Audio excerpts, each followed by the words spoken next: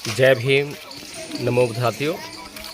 आप देख रहे हैं अलीगढ़ का हरदोआगंज के पास में नया आवास गाँव, और आप देख रहे हैं कि हर एक खंबे पर झंडे लगे हुए हैं और ये झंडे जय भीम के हैं। जय भीम लिखा हुआ है, बाबा साहेब की फ़ोटो है और चक्र, अशोक चक्र जो है झंडे पर अंकित है। और ये हर एक खंबे पे लगा हुआ झंडा जो है, इस झंडे से यह तो मालूम पड़ता है। और ये आप देख रहे हैं यहाँ पर बाबा साहेब की मूर्ति लगी हुई है बड़ी शान से। पेड़ आप देख रहे हैं, पीपल का पेड़ है और बहुत ही शानदार जगह है। इतनी शानदार जगह है और कितना पुराना पेड़ है। लेकिन शिकायत वही कि गांव में बाबा साहेब पहुंच गए हैं, बाबा साहेब का नाम पहुंच गया है, जय भीम पहुंच गया है, नीला झंडा पहुंच गया है, अशोक चक्र पहुंच गया है, लेकिन बाबा साहेब की बातें अभी गांव में नहीं पहुंची हैं। बाबा साहेब की बातों से, बाबा साहेब की विचारधारा से, बाबा साहेब की 22 प्रतिज्ञाओं से यह गांव अभी भी महरूम है। और जैसा कि जहां पर भी हम जाते हैं, जिस गांव में जाते हैं, जिस एरिया में जाते हैं, वहाँ की जो परिस्थितियाँ हैं, मिशन मूवमेंट का जो हालचाल है, उसका जायज़ा आपको देने का प्रयास करते हैं। और प्रयास यही है कि 2024 में बड़ा शोर हो रहा है।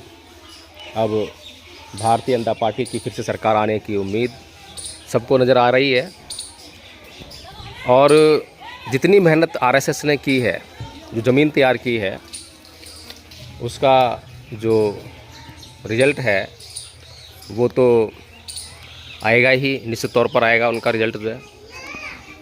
महागठबंधन भी तैयार हो गया इंडिया नाम का, लेकिन क्या ये इंडिया नाम का जो गठबंधन है नरेंद्र मोदी को रोक पाएगा?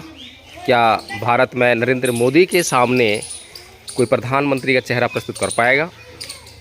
यहाँ से बहुजन समाज की नेता बहन कुमारी मायावती वो गठबंधन से दूर हैं, वे अपने दम पर चुनाव लड़ने की तैयारी कर रही हैं।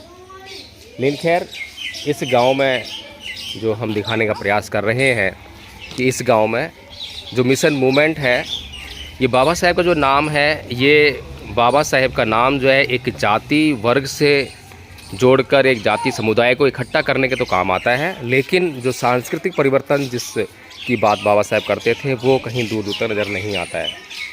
तो यहाँ पर भाई साहब बैठे हुए हैं, जब चर्चा करते हैं। इसी गांव में रहने वाले हो भाई साहब? तो क्या करते हो? कंपनी में जो। तो बाबा साहेब की मूर्ति नीचे आप बैठे हो, कुछ जानते हो उनके बारे में? हैं? थोड़ा ज़ोर से बोलो, थोड़ा सा।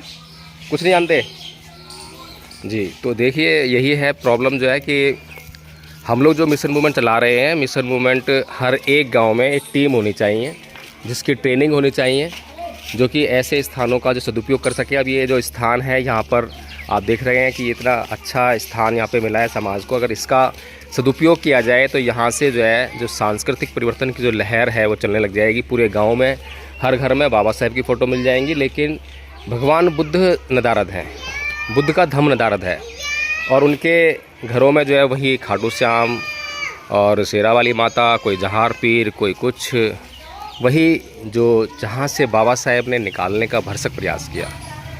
जिस बीमारी का इलाज बाबा साहेब ने इस समाज को दिया, जिस बीमारी का इलाज करने के लिए बाबा साहेब डॉक्टर भीमराव अम्बेडकर ने 22 प्रतिज्ञा नाम की जो दवाई दी, अभी तक वह यह समाज जो है उस दवाई को खाने से महरूम है।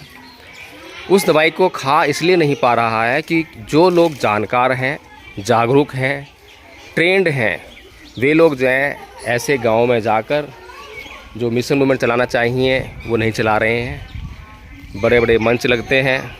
आज भी एक मंच का प्रोग्राम है, भीमगढ़ी नाम की जगह है, यहाँ पर जो है वहाँ पर है बाबा साहेब की मूर्ति की स्थापना है।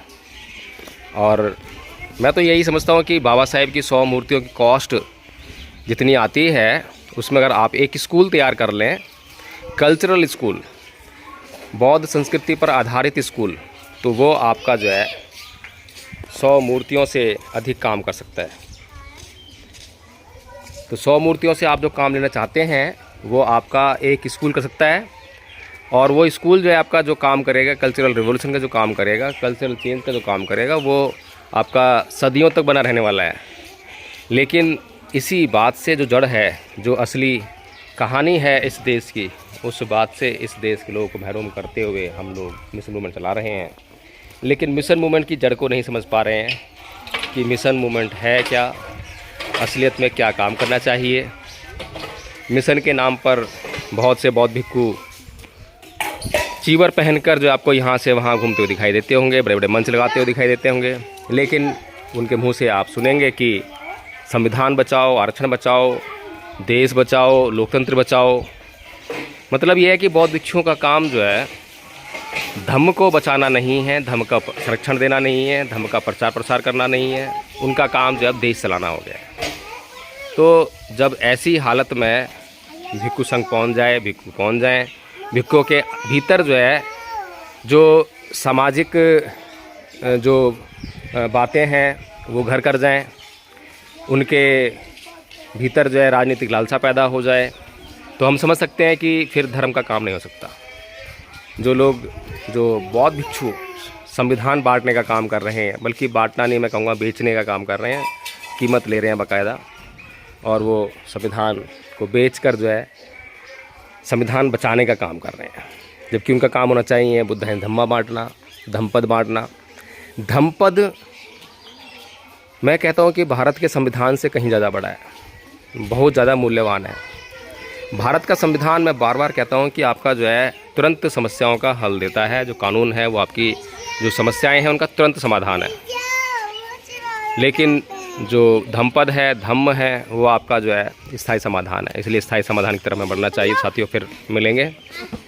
इस वीडियो को मैं यहीं पे अंत करता हूँ, और फिर कोशिश करूँगा कि धम्मपथ ट्रस्ट के माध्यम से यहाँ के लोगों से बातचीत करूँ, जो लोग जागरूक हैं, कम से कम जो बाबा साहब डॉक्टर भीमराव अम्बेडकर को ही समझ चुके हैं, उनके ही माध्यम से जो है यहाँ पर एक टीम बना ली जाए, कुछ उनको ट्रेन कर दिया जाए, और यहाँ पर जो है रोज़ शाम को जो है यहाँ पे एक बैठक हो, वंदना हो, चर्चा हो, उसमें ज्ञान ध्यान की बातें हों, शिक्षा पर जोर हो। साथियों, मैं उम्मीद करूँगा कि आप लोग भी इस कार्य में सहयोग करें। हम चाहते हैं कि इस तरह का कार्य जो है हम गांव-गांव, हर एक गांव में एक टीम बने, हर गांव में प्रशिक्षण चालू करा जाए।